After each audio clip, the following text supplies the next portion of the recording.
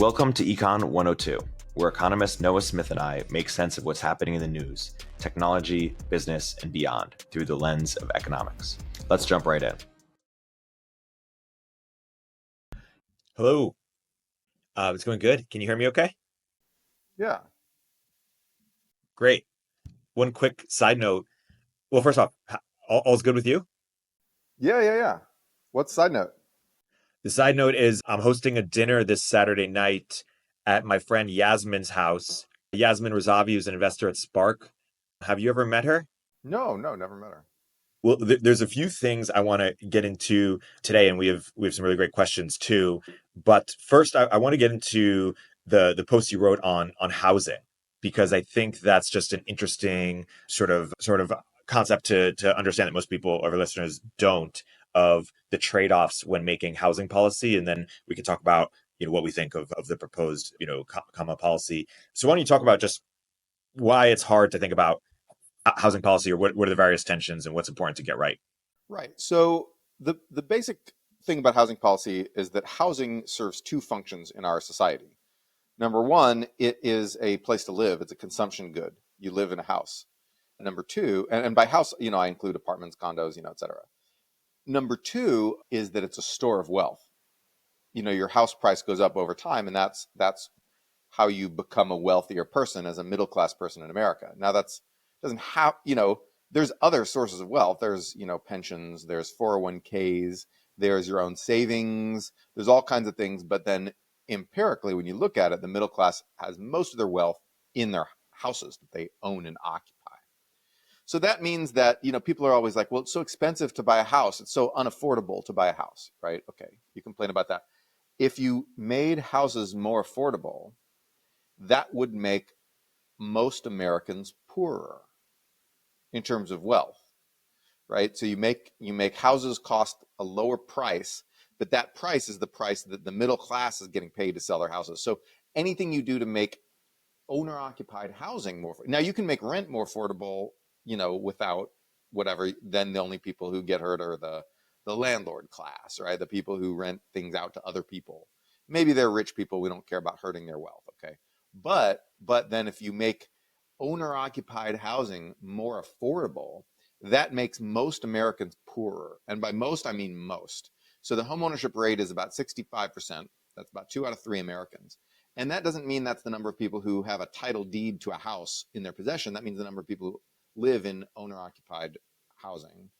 But most of the people who don't own the title deed are in the family of the people who own the title deed, and they benefit from the price appreciation as well. So the point is, you have this inherent tug of war, right? And usually at this point, what people say is, oh no, we should change the system. This is a bad system. Let's change it, right? I love changing bad systems. It's never happened. There's no rich country in the world where real estate doesn't form, sort of the bulk of middle class wealth. It does not exist. And for many people think that Japan is this, because in Japan, houses depreciate, and people say, oh, well, we should have it be like that. Well, actually, it's a statistical trick, because Japan, in good Georgist fashion, breaks out the value of the structure of the building and the land, because those are sold separately in Japan. So buying the land and buying the building are different, and the building depreciates like a car, and the land appreciates because they're not making any more of it, especially near to, centers of economic activity and agglomeration. They're not making any more conveniently located land. So the point here is that there's no getting around this that we've ever found. We don't know how to change the system. And that means that we have to have a housing policy that both creates abundant housing for people to consume, for people to live in and enjoy, and also gives does not impoverish the middle class, does not destroy the wealth of the middle class. And that's a tightrope that has to be walked, right? So what you want is slow and steady appreciation with abundant supply.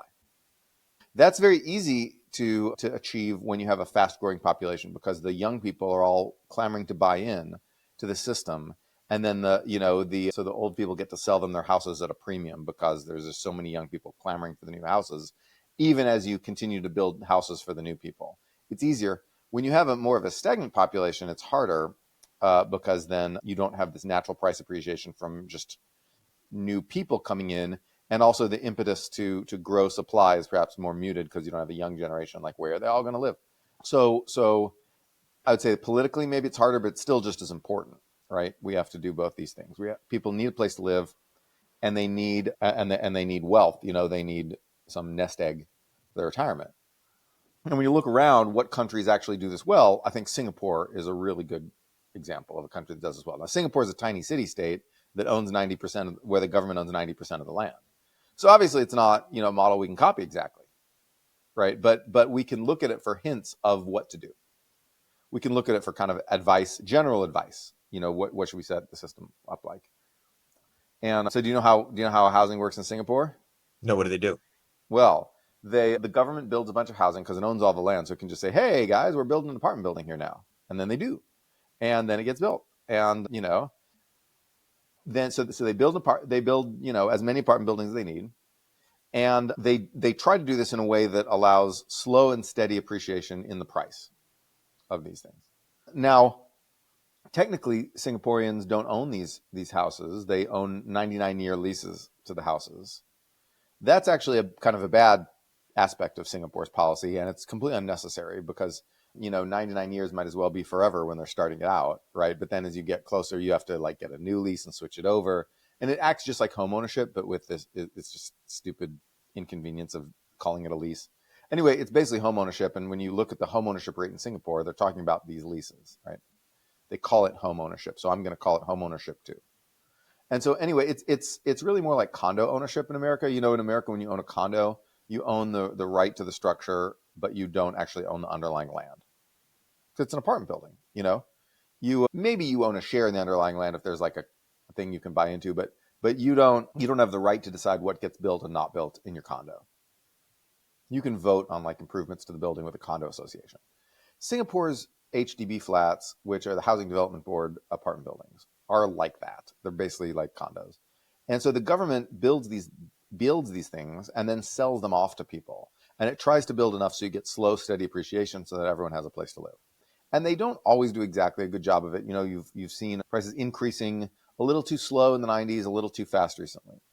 That's really hard to control, but they managed to do a pretty good job. They also do one other thing, which is if you're below about median income, basically if you're in the lower half of the income distribution in Singapore, then and you're a first-time home buyer, they give you a big grant to buy a house for the first time.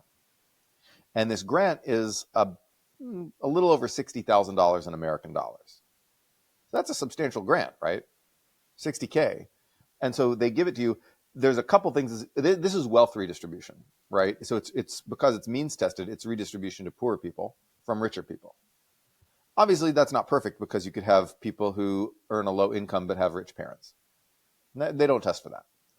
But so it's not perfect wealth redistribution, but it's generally like it's lower income people. It's poorer people who are getting this thing. But it's also redistribution from the old to the young. When you're old, you pay the taxes into the system that supports this grant, right? That comes from taxes on old people who make a bunch of money and who have a bunch of money. And then those taxes get recycled, and then that money gets given to the young people. So it's a way of boosting the economic fortunes of the young, so that young people can buy starter homes, and get a quick start on life. Hopefully, have some kids or whatever. It's very hard to get people to have kids in a city state, but yet they still want to. So you redistribute from the rich to the poor, from the old to the young, and also it provides a sense of upward mobility. Because when you start out, you buy a house with this grant, right? That reduces the amount that you have to pay for the house when you buy it. But immediately it feels like your wealth has gone up because the value of your house on the secondary market includes that 61K the government gave you. And so it feels like you're immediately 61K richer or whatever, right? And then, but of course you don't sell the house for years and years, but then years later, when you sell the house, you're like, wow, I made a bunch of money. Well, you did. Part of that was because of price appreciation. Part of that was because the government gave you some money in it up front and that you're taking out later on. So it gives a sense of upward mobility. It gives social stability by, rich to poor redistribution. And it gives opportunity, by old to young redistribution. So I like the Singaporean system. I really like this. And so the question is, America is such a different country. We're so much bigger. We're so much more fragmented. The government doesn't own the land. There's all these reasons why we aren't just like Singapore. The question is, what could we do to go in that direction? And what I wrote in my post was that there's basically two things that we can do. We should do those both at the same time. We should increase supply of housing, which is, Singapore just builds housing through the government fiat. The government just says build housing and it happens. We can do a whole bunch of other stuff to increase supply. We have to do it in a more roundabout, patchy way, but we can still do it. There's lots of things we can do to increase supply.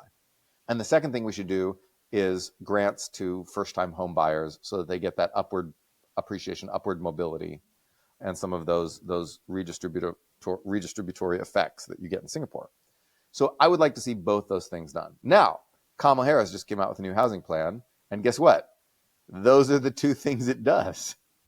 And so I was like, wow, okay, it's supply increases and grants to first-time home buyers. I couldn't imagine an American policy that's more Singaporean than what she just released. I know, everyone yells, we're not Singapore, we can't do it. I understand that, okay? You're not talking to a toddler. I understand that, but the point is that in terms of moving in the direction of a Singapore system, this is the best we could do. The measures to increase supply are really good. It's a very YIMBY package, all across the board stuff. So there's a lot of deregulation in there. There's a lot there, and there's using federal lands for housing and a lot of credits for home building, and basically every possible lever that the federal government can step on to move the housing supply, they want to step on. And so they want to do all these things to increase housing supply. And at the same time, there's these grants to first-time home buyers that are about half the size of Singapore's. But they're about half the size of Singapore's, and the means testing will probably be stricter, so they'll go to fewer people, but it's in the direction of what Singapore does. And so I'm really happy with that. I could look into the guts of each tiny proposal and make little quibbles, because you can always do that. But this is, if I was trying to design from scratch a housing policy that walks the tightrope between, abundance and middle-class wealth and provides both those at the same time, this is what I would have done. I would have made this up, and they made it up on their own. And I'm happy about that. So there you go. On how my understanding is that a bunch is sort of stymied at the local level. Is there a way that things that are sort of regulatory at a local level can be moved to a more national level? And would we want that, or would that jeopardize something else? There's separation of powers, right? The most local commerce is controlled by localities. So what the federal government can do is it can do basically three things. Number one, it can remove federal regulation. So you can sue to block housing under federal law, NEPA, right? So the federal government can say, okay, we're just going to exempt housing from NEPA. And so that's in Biden's package of housing reforms that he released the other day. That's one of the things they're going for is categorical exclusions for a lot of kinds of housing under NEPA. And so you can get the federal government out of the way, because the federal government is, in some sense, in the way of housing in some way, right? Obviously, state laws like CEQA are worse than that, but you can at least get the federal government out of the way. Another thing you can do, you can give people money conditional on them building housing. So you can say, look, you local people, if you build more housing, you get some money. And you can say, okay, no, thank you. I would like to not build housing, and then I'll not get any money. You're like, okay, cool, have fun. But then if you want the money, so it's an incentive, right? So you can do that. And the third thing you can do is the federal government owns a lot of land, especially in the West. If you look at a map of the land the federal government owns, a lot of that's state parks, but a lot of it's not state parks. A lot of it is, old military bases. Yeah, a lot of old, defense production stuff. And then there's a lot of stuff that they bought thinking they might turn it into a park and never did. So the federal government owns a lot of land, and you can have the federal government build whatever you want on that land. And so you can just build housing. Cool. And so those are the three things the federal government can do, even though it can't really control state and local. Okay, and so we talked about Kamala's housing policy. You also wrote about sort of the not being a fan of the sort of her policy towards grocery stores or the price gouging. That seems obvious as to why. I'm curious. She's being criticized for it on both sides. Like, why even have that policy? Are there people who are a fan of that electorally? Well, I think so. Yeah, I think it polls really, really well. It polls incredibly well, and I think it's just it's pandering. It's election season pandering. What would actually get done is another question. So when you say I'm going to outlaw price gouging, there's a couple things you can do. There's a very bad thing, and then there's a possibly good thing that you can do. And the bad thing you can do is tell grocery stores, here's what price you're allowed to charge. That's really bad. You don't want to do that because then you're going to get empty shelves. Maybe not. You might, it might be, you might do little enough of that it doesn't have a big effect. So in Argentina, one time they did that in like the 2000s. They did, price controls on groceries, anti-price gouging stuff, and it didn't have any effect, right? It didn't affect inflation. It didn't really affect grocery prices. It caused like a couple shortages in a couple places, but mostly not. It was kind of a nothing burger of a policy, honestly. So it could be like that, but that's the best case scenario. You don't want nothing burger to be their best case scenario. Your worst case scenario is empty shelves, and then the government starts yelling about hoarding and trying to go after private businesses, and then then people don't have food and they riot, and it's just a clusterfuck. You don't want to do that, and so the risk of that is actually pretty substantial. And so you don't want to do that, and so that would be a really bad move. When you say the words "stop price gouging," people love it and they jump all. They're like, "Yay! No more price gouging!" Because like most people's understanding of policy ends at like, "I pay less money." But then, so the good thing you can do. So anyway, there's no need for this policy. Inflation's back down. Grocery prices have flatlined for years now, and are and if that continues for another year, that will have canceled out all of the run up in 2021 to 22. One more year of flat prices for groceries. So it's just looks like a temporary disruption. Grocery stores themselves make like no profits. Like a really bumper year is 3% profit margin. Compare that to your typical company, which makes like 11, 12% profit. Like grocery stores ain't making any profit, and it's because it's a very competitive industry. So you're taking the part of capitalism that worked really well, and you're trying to like do the part of socialism that works the worst at that part.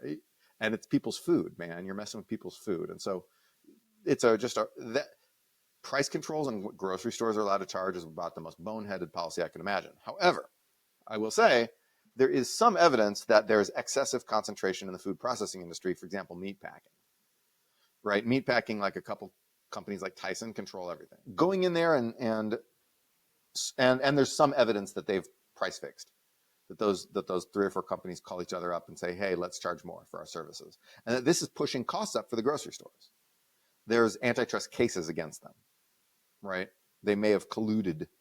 And that's illegal. You're not allowed to do that, right? For good reason, because competition is what lowers prices. Competition is how capitalism works. And for grocery stores, competition works incredibly well. You never have your Kroger manager call it the Safeway manager across the street. Actually, I think those don't exist in the same state, so it's a bad example. You never have your Kroger manager call up your like Myers manager across the street and say like, hey, let's increase the price of eggs together. It doesn't happen.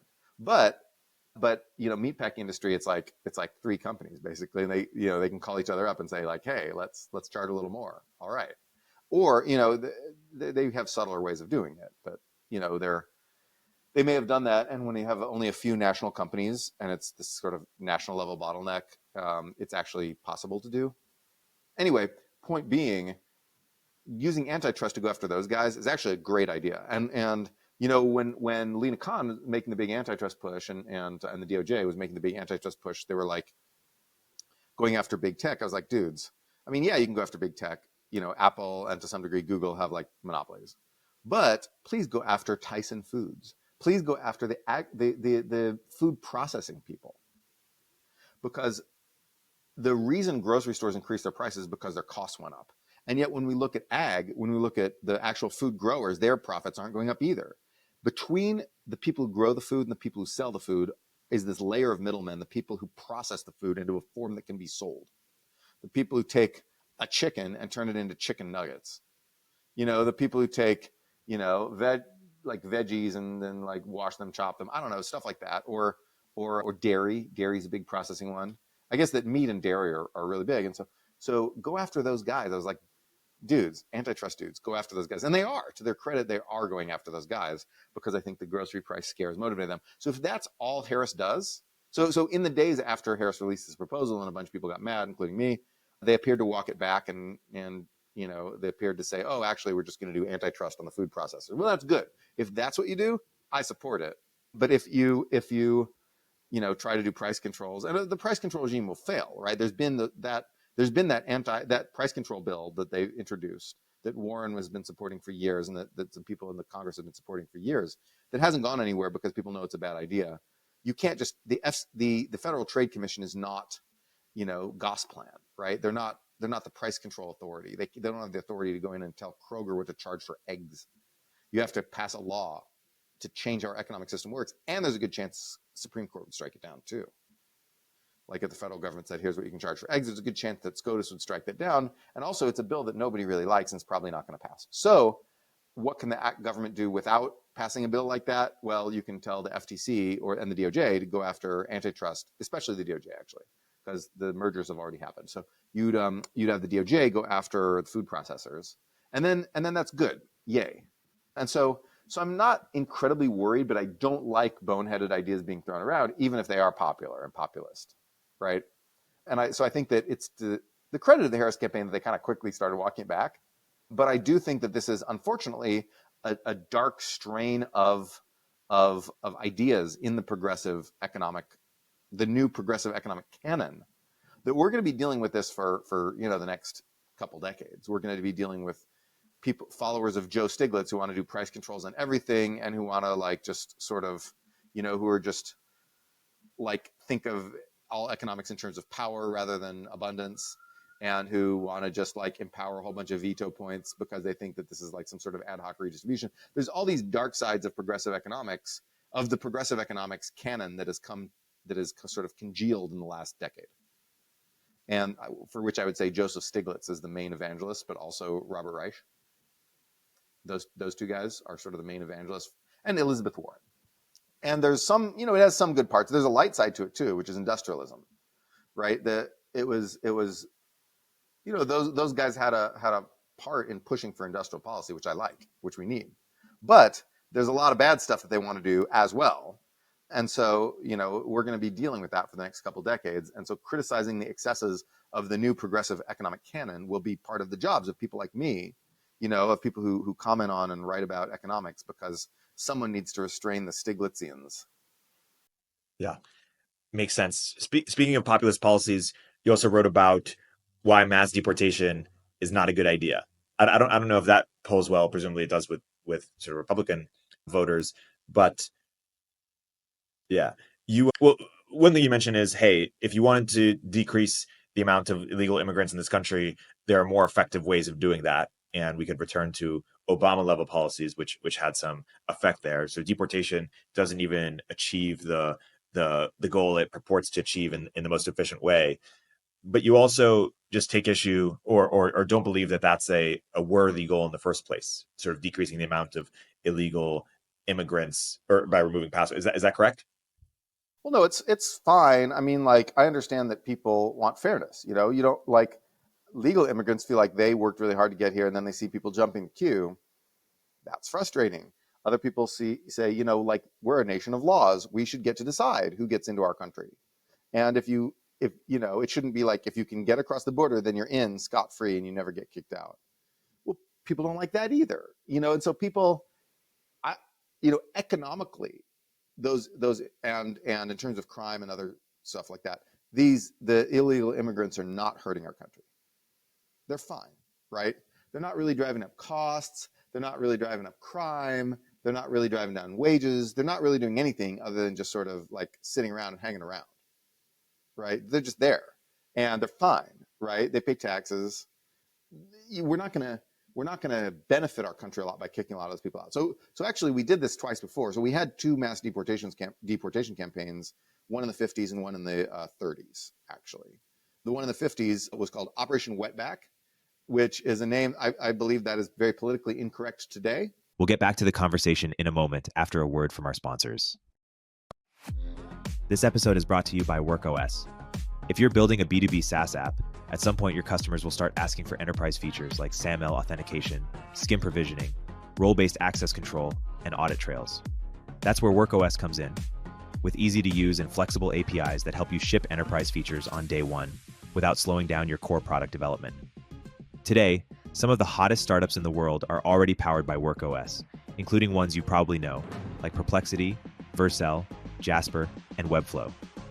WorkOS also provides a generous free tier of up to 1 million monthly active users for user management, making it the perfect authentication and authorization solution for growing companies. It comes standard with rich features like bot protection, MFA, roles and permissions, and more. If you are currently looking to build SSO for your first enterprise customer, you should consider using WorkOS. Integrate in minutes and start shipping enterprise plans today.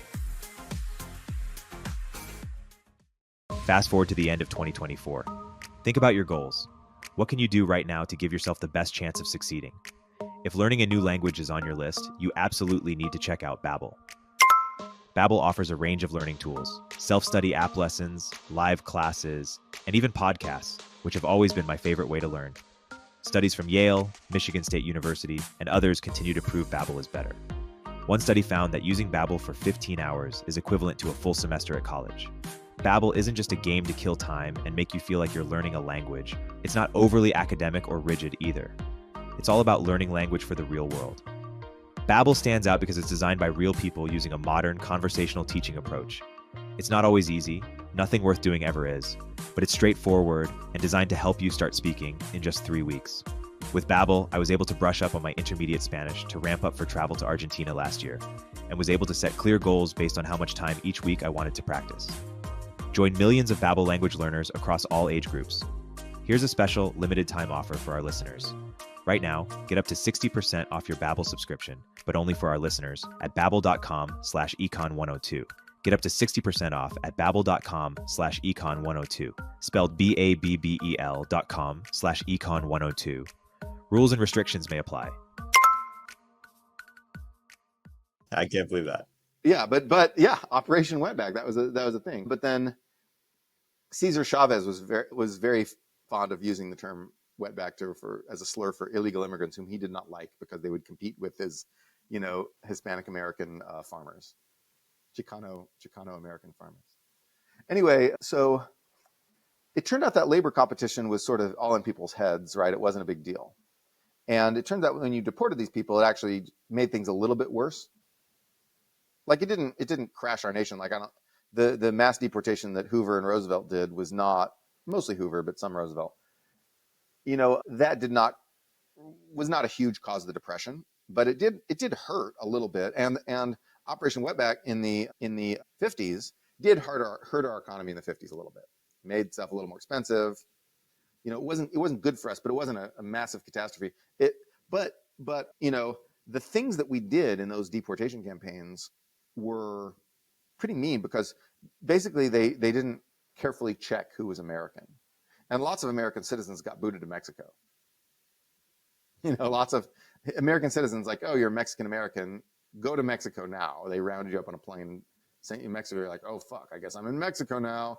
And to be fair, there was less divergence between the border regions. So like it was, it wasn't quite as big of a difference as it would be today, but it was still, like putting random citizens on a plane because of racial profiling and then just arbitrarily kicking them out of the country without any due process is something we just wouldn't stand for today. Like, would you stand for that? Just rounding up a bunch of Hispanic dudes and being like, bruh, Mexico, like, welcome to Juarez, bro. Like, no, that would be shitty. We can't do that. And so, but the alternative, like, how do you do this? The alternative is you have to do a bunch of raids and check papers. And basically the alternative is papers, please, papers, please. You send ICE guys throughout communities, like they did in Mississippi in 2019, right? They went to this factory that was rumored to be employing a bunch of illegals. And then you just get all the workers out on the lawn and then you check all their papers. And then of course, people don't have their papers with them. This is America. Where's your birth certificate? I don't even know where my birth certificate is. I think I have a paper copy somewhere, right? Like, I could probably produce one within a number of months. But then they just got everybody out on the lawn and people are like, oh shit, oh fuck, because most of those people were not illegal immigrants.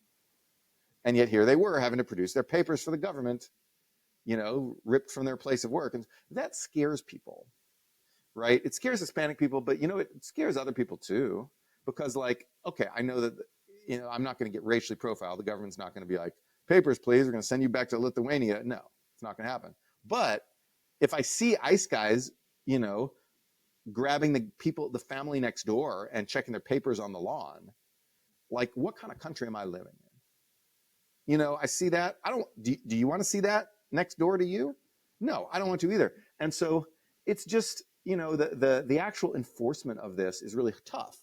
But we, you know, we do know how to get illegal immigrants to leave this country voluntarily, to self-deport, as you know, some people say, which is, so the way we do it is we make it harder for them to get jobs here, because ultimately they're coming for jobs. So when you check, you penalize companies for employing illegal immigrants, and you check to see if they do. You just audit them. You don't check every company, right? You just audit and say, okay, we're going to make you check the citizenship of your citizenship or green card or visa status, whatever, of the people you employ, and we're auditing you like a tax audit, right? And then you audit companies, and then you get fined if you're employing people who aren't American, and then that's a big deterrent, right? That's a chilling effect, right? It's why not many people cheat on their tax. People cheat on their taxes to small amounts all the time, right? People underreport, like, you know, tips, or, you know, like under the table payments for your like lawn care business, or, you know, rich people underreport some of their income. People cheat on their taxes all the time, but they don't cheat a lot, right? This ain't Greece, right? We do a good job of getting people to report their income pretty accurately, because no one wants to get the penalty of getting an audit and having to pay all those extra taxes, or even go to jail, which only a few people go to jail, but then a lot of people have to pay like back taxes. And so you just give companies a big ass fine for employing, unauthorized, undocumented labor. And then this will act as a chilling effect, and then people won't be able to get jobs. And then they won't come, because the rumors will get back like, oh, you can't get a job, it's harder.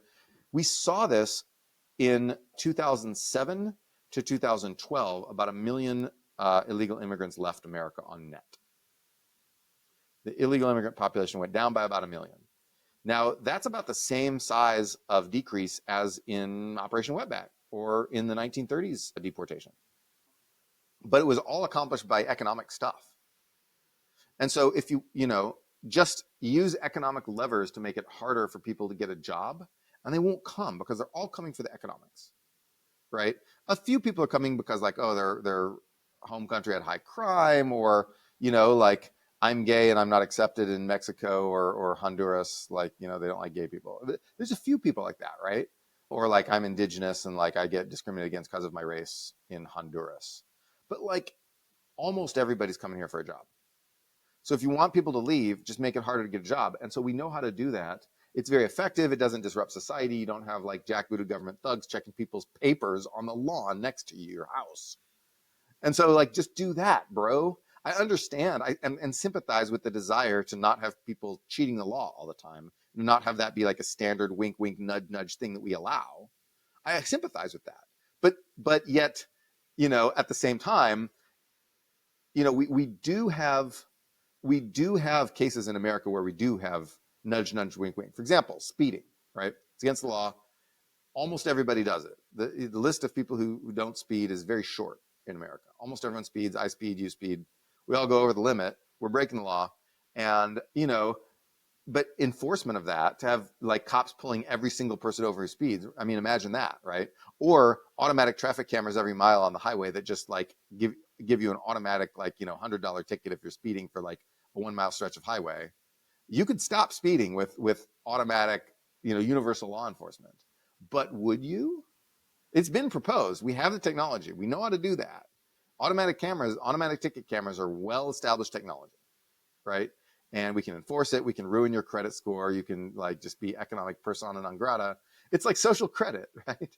It's like China. It's like, we don't do, universal law enforcement for a reason.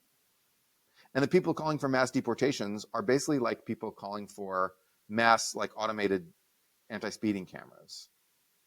If you want to get people not to speed, which is a good thing to do because speeding kills, there's many ways that you can do it that don't involve the kind of government thuggery that is, that would be required for universal law enforcement. And so in the Republican Party, the idea of mass deportation has been raised to a religion. They think it's going to solve fucking everything. They think I'm allowed to curse on this podcast, right? Yes, of course. Well, they're just dumb fucks because they think it's going to like decrease. It's going to make everything more affordable once we don't have these illegal immigrants and driving up costs. No, that's false. Economic research says this is false, and theory too. Like they think, oh, then these people are draining welfare from the government. Actually, these people are like net contributors to taxes. These people are net contributors to the government. It's not going to make anything better. It's not going to bring crime down. They're like, oh, illegals murdering people. Well, their crime rates are lower than ours, lower than the native-born Americans.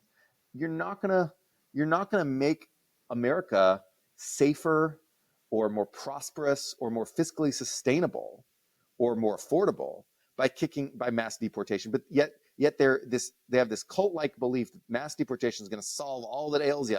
It'll cure all that ails you. No, it will not. So is it not inflationary?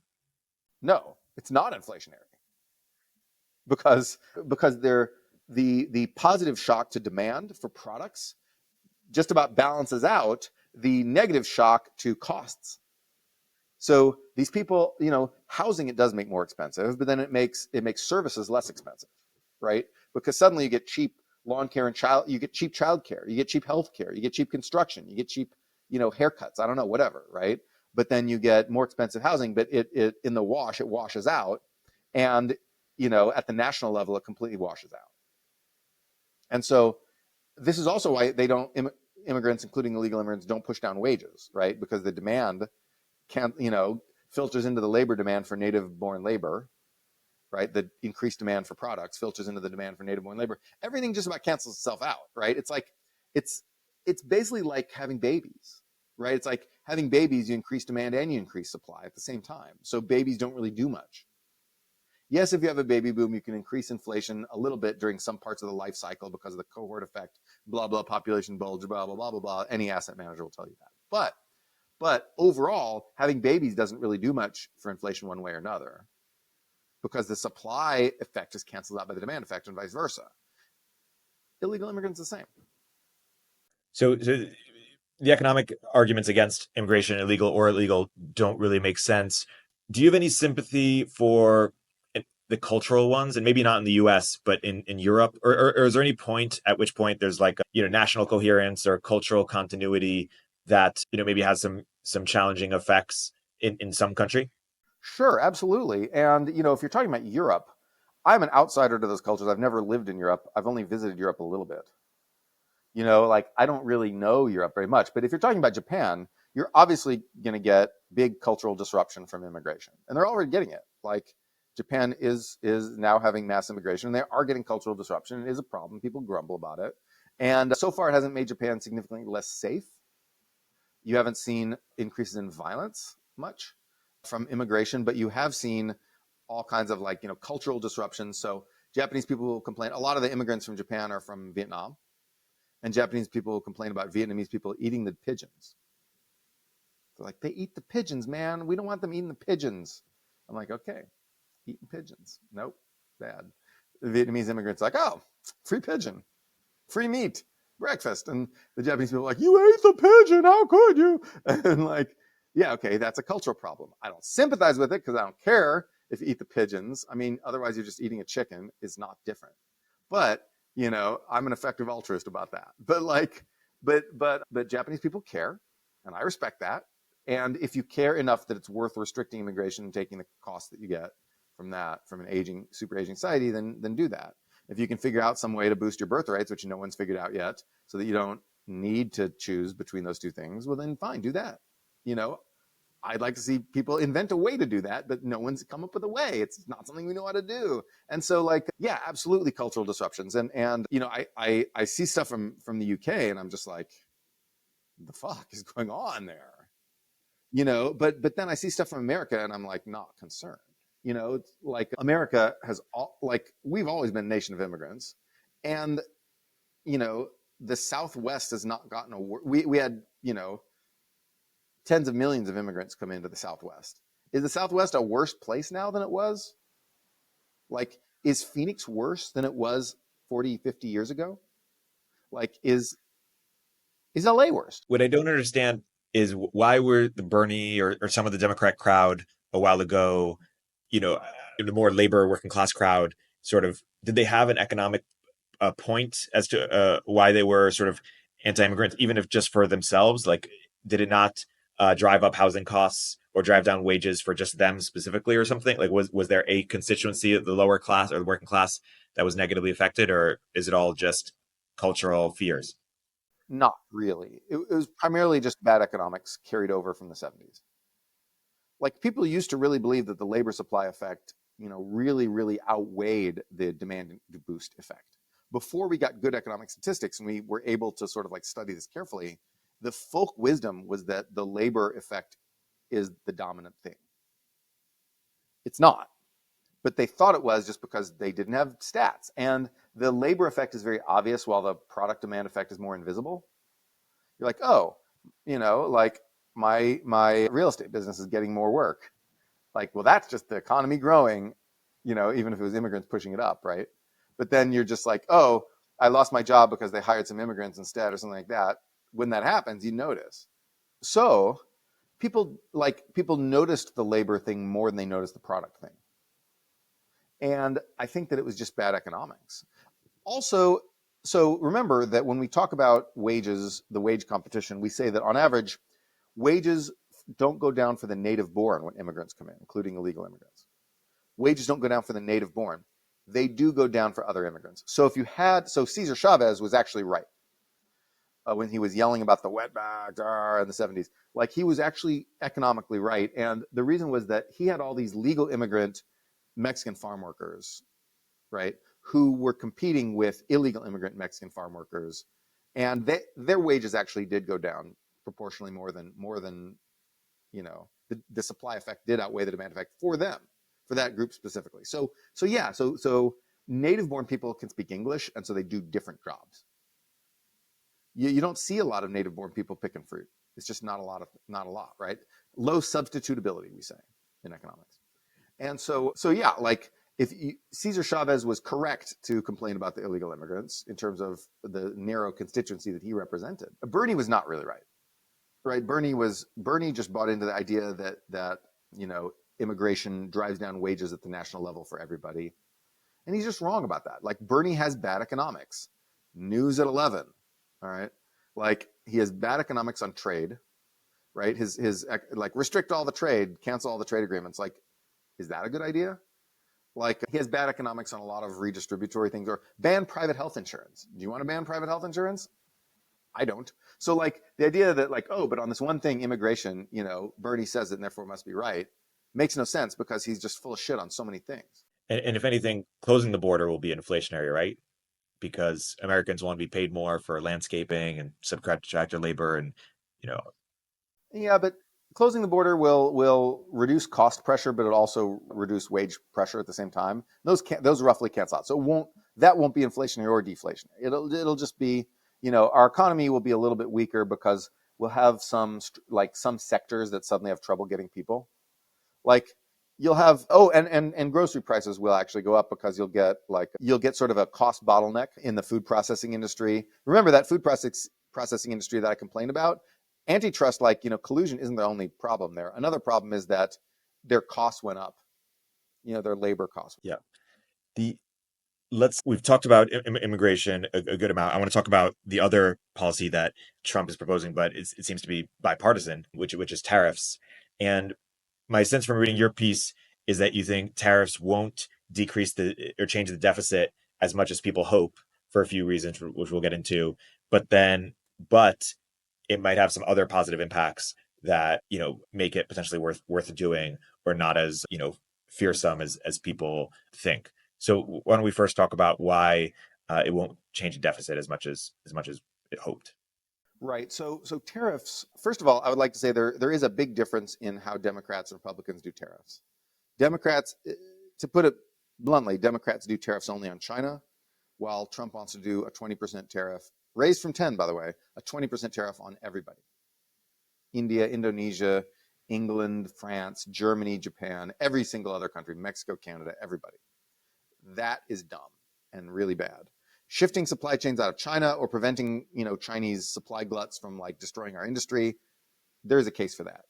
20% tariffs across the board are just going to hurt us, plain and simple, right? There's no help for that. So to say that it's a bipartisan policy can obscure the way in which they want to implement it in different ways. Trump wants to put 20% tariffs on our allies. Democrats only want to put tariffs on China. So that's a big deal to me. That's a big difference. It's not a cosmetic difference. We can't just say, oh, they both want tariffs. Oh, it's the same. So we have to pay attention to that difference. But then as for what tariffs actually accomplish, there's a couple reasons why tariffs are a lot weaker than people think. One is that when you put tariffs on another country's goods, the exchange rate adjusts. So when you put tariffs on, say, China, right, that means that there's less incentive to buy Chinese goods, which means people don't need to swap as many dollars for yuan, which means the yuan gets cheaper, which makes products that you didn't put the tariffs on more affordable from China because the yuan depreciates. And this happened right after Trump did his tariffs in in 2018, 2019, we saw the yuan really depreciated against the dollar. And tariffs were one cause of that, possibly the main cause, So that tends to partially, it doesn't completely cancel out the effect of tariffs, but it partially cancels it out. There's this natural equilibration mechanism in the international currency system that cancels out part of tariffs, or maybe even all sometimes. So that's one reason. Another reason is that tariffs on intermediate goods hurt US manufacturers. So, for example, you put tariffs on steel, right? So now you can't buy cheap steel from Canada and Mexico. Okay, yay, our steel producers win, but then who uses steel in America? Well, construction, cars, Boeing, John Deere, Caterpillar, those guys are the consumers of steel. So suddenly they can't get their cheaper Canadian steel, right? They've got to buy from a more expensive local producer who hasn't updated their technology since 1910, which is US Steel, by the way. And so biggest fail company in the entire history of America, by the way, US Steel. But then, so now they have to pay higher prices for inputs. That hurts the car business. It hurts the equipment business. It hurts the construction business. It hurts the aircraft business. It hurts all the high value added business. And we're protecting a low value added hunk of metal business by hurting our advanced build stuff with metal businesses. And so in those two ways, tariffs are actually pretty weak in terms of promoting US manufacturing, because they raise our input costs and because exchange rate moves against the tariffs. So yes, if you put insanely high tariffs on specific product categories, those things won't get imported, right? The Biden tariffs on China are high enough that we're not going to import Chinese EVs. Like those will not appear on American streets, except through some, unless they manage to like make them in Mexico and then we give them exemption if they're made in Mexico, or unless the Chinese companies come and make them in America, which we'll probably end up doing, then we'll see Chinese EVs on American streets, but they'll be American made. Similar thing happened with Japan, right? So Japanese cars that are driven in America are almost all made in America, right? So that could happen with China too. Anyway, the point is that tariffs are a relatively weak policy and they don't generate a lot of revenue. So yes, sometimes I do favor like targeted tariffs to block Chinese overcapacity dumps. But overall, it's not going to be an important part of our industrial policy for reindustrializing America. And it shouldn't be a big part of our trade policy, because in general, it doesn't work. And so it only, I support it in targeted cases like the EV thing is fine, but yeah, I support it in some targeted cases against targeted countries, is in particular China. Tariffs on targeted Chinese products, okay. But overall, tariffs are kind of dumb. And there's much better industrial policies to do. Sometimes the opposite of tariffs, sometimes friendshoring, which is the opposite of tariffs, is the right industrial policy to do to secure our supply chains. And so I think, and then reindustrializing America, tariffs will tariffs on Chinese stuff will help reindustrialize America by blocking Chinese supply surges. But tariffs on like Canada and Mexico will hurt American reindustrialization. Tariffs on Europe and Japan will hurt American reindustrialization. So we just shouldn't do it. And so and to Democrats' credit, they only want to put tariffs on China. And that's good. That's the way. This is the way. It's like, so again, big win for Democrats here, loss for Republicans. Got it. And if you could wave a wand or say anything more to the Republicans about how they're going about it that we haven't yet said, or if both sides would just listen to you, is there anything else you would tell them to change based on what we haven't said? Okay, I just think that Republicans right now are Republicans right now are extremely focused on immigration. I think that tariffs are Trump's personal pet project. You don't see a lot of grassroots support for it. I would say your average voter doesn't give a shit about tariffs. That's my assessment from reading polls, from talking to people. It's something elites care about. It's something, Trump, it's his personal crusade to do tariffs. People like the idea of reindustrializing America. I don't think that tariffs are any more inherently appealing as a vector as an attempt to reindustrialize America than the stuff Biden has done, than industrial policy, CHIPS Act and whatever. You can say, look at all these factories we're building, and people like it just as much, if not more, as Trump saying we're going to win with tariffs, right? So I don't think tariffs are that big of an election issue, and I don't think your rank and file GOP really cares that much. I don't think your MAGA people probably support it pro forma just because Trump says it and he's dear leader, right? But I don't think they deeply care about it. I don't think they would have cared about it a lot. I think tariffs are not that big of a crowd pleaser, not that big of a populist deal. But immigration, that's it. They have one issue. It's immigration. Immigration restriction is the Republicans' only. They're a one issue party at this point. Like your regular rank and file people, maybe they care about Ukraine war or some shit. Stop aid to Ukraine, but actually most Republicans want to keep aid to Ukraine. It's just the loud Elon Musk followers and David Sachs followers who want to yes, that's the problem is Ukraine aid, and and a few guys will yell that look at all these other things we could have done if we hadn't spent this money on Ukraine aid. Well, no, but anyway. But your regular Republicans don't give a shit about that because we're not actually in the war. And I think that Americans are not dumbasses. I mean, a few are, but most Americans are not dumbasses. They know that if you're not that we're not in that war. And so it's not, and they're yeah, fuck the Russians, man. That's your average Republican, I think. And certainly your average independent or Democrat. But so that's not a big issue to them either, right? Israel, no one cares about Israel, Palestine. People just want the Palestine protesters to go away, and Israel's not super popular either. I don't want to, I'm not that interested in giving aid to Israel because I think they're just, Israel is sort of degenerated as a institutionally degenerated. And now it's ruled by jerks who are doing a bad job of it. And anyway, but the point is that no one really cares. No one cares about these things. People care about inflation. People care about the economy. People care about crime. People care about immigration. Immigration is the one issue that you see that Republicans have that shows up again and again on polls. And Republicans are, a lot of their popularity issue-wise is based on this one immigration. So people want more restrictive immigration policies. Trump will absolutely give them that. They want it, and Trump will give them that. Biden didn't give them that for 3 years, and then this year he really started giving them that. Or actually, end of 2023, Biden really started getting tough on immigration, on asylum seekers, the asylum wave, right? And you saw the asylum seekers just drop off a cliff because Biden did the Trump stuff, right?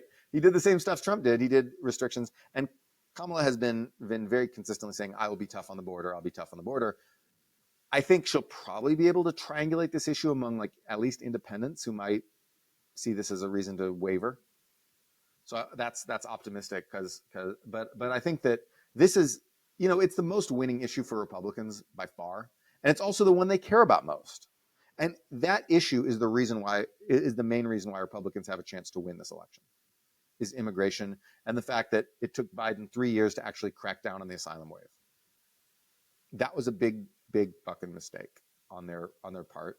And we can get into why they did that, but it was a big mistake, and they finally fixed it this last year. Why did they do it? Well, I don't know, but I think it's a combination of three things. Number one, COVID had really dropped off, asylum seekers had dropped off due to COVID, and I think that they kind of thought, okay, well, that's over. They're not coming back. And it took them a while to realize that they were coming back. So I think one was just it's sort of why they took one year too long to act on inflation. I think they just thought inflation is transitory. It's so I think that they screwed that up that's reason number one. Reason number two is that polls had shifted very, very strongly in a pro-immigrant direction during Trump's years in office. And they snapped back very quickly. And I think it took 2 years for the Democrats to realize that America was not that with Trump out of the scene and, like not doing all this Trumpy bullshit, America had soured very quickly on the asylum wave and on illegal immigration and on just, just illegal immigration and asylum. Americans, had become very Trumpy without Trump there. And I think that took Democrats 2 years to realize. I think the third reason was progressive pressure groups. You have, a bunch of lawyers who think that asylum seeking, even if you illegally cross the border, is a human right that must be protected at all costs. And then you have, pro-immigration groups that think that basically have political machines that, by the way, has existed in the Democratic Party since the early 1800s. But you have pro-immigration group who think that like new immigrants will eventually add to the power of their political machine, so they want them in. Even if your average like Hispanic American who lives on the border was like, no, I don't want these guys coming in. What? I was trying to get away from these guys. Like, then that's even if that's your average like Hispanic person on the border of like, Arizona or Texas. But you've got these like, groups that claim to be racially representing Hispanics and that are extremely against any kind of immigration enforcement, that have institutional power within the Democratic Party. Because when the educated white progressives who run the Democratic Party, I shouldn't characterize them as all white. Some of them are South Asian now as well. When the educated white people who run the Democratic Party sit there and think like, oh, what do Hispanic voters want? And then some group comes and says what Hispanic voters want is less immigration enforcement, and the Democrats are like, okay, we'll give you that. You're in our coalition, our rainbow coalition. You get that, right? So I think that's how it works with the special interest in the Democratic Party. The groups, these are called. But if you see the groups with a capital G, that's what this is talking about. The groups that claim to speak for the Hispanic community as if that's some unified community in America, as opposed to a broad demographic category on a piece of paper. Like we speak for the Hispanic community. Of course, the out of touch, like, rich liberal white guys who run the Democratic Party and run a slightly different branch of rich conservative white guys on the Republican Party. But like, okay, so the limousine liberals who run the Democratic Party hear that they don't know any Hispanic people. They don't hang out with any Hispanic people. How do they know what Hispanic people want? Because the groups come and tell them, and the groups are lying. So I think those pressure groups are the third reason. So not realizing how bad the problem was, not realizing how much the polls had shifted, and the groups kept them from doing anything until 2023. Yeah. That's a good overview. I've one last question that we'll bounce. What do you say to people who say that the chips ban was basically a subsidy to Chinese chip development? I'm sorry. Can you say that again? What do you say to the people who say that the chip ban was a subsidy? Chip ban? Oh, you mean export controls? Yeah. Oh, okay. The export controls actually just accelerated the Chinese chip industry. Ha ha ha ha. I mean, like, it accelerated how fast they'll try. But will it accelerate how fast they succeed? No, like you already see. It's just, this is Chinese propaganda. You're falling for Chinese propaganda here. Like, for example, like, oh, Huawei and SMIC and Huawei came out with this 7 nanometer chip. Wow, they're beating our sanctions, blah, blah. Well, okay. You look into this. Number one, this is made with existing equipment that China owned before the export controls existed. They designed this chip years before the export controls existed and were already putting it into production. C, if you look at the yields on this that they're getting, they're abysmal. China is having to subsidize this at 2x, 3x just to produce it. The Chinese chip industry is being thwacked over the head. The cutting edge chip industry, the sort of like older, quote unquote, foundational chip industry is actually doing pretty well, but it was doing well anyway because it was a source of like a massive investment since the early 2010s on China's part.